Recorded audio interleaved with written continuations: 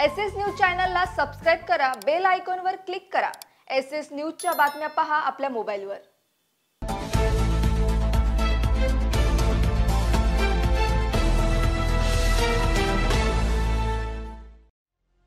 नमस्कार, मी Shilpa Baviskar. SS news मध्ये आपलं स्वागत आहे। चला तर मग जाणून घेऊयात आजच्या महत्त्वाच्या बातम्या।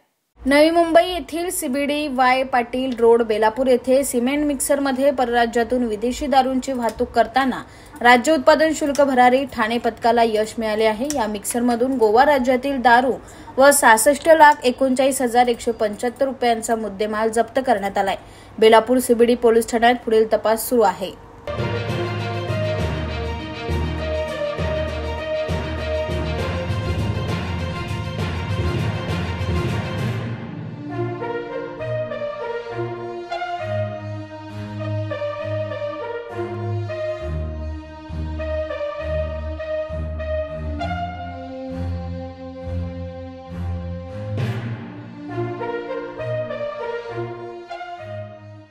एसएस न्यूज चॅनलला सबस्क्राइब करा, बेल आयकॉनवर क्लिक करा।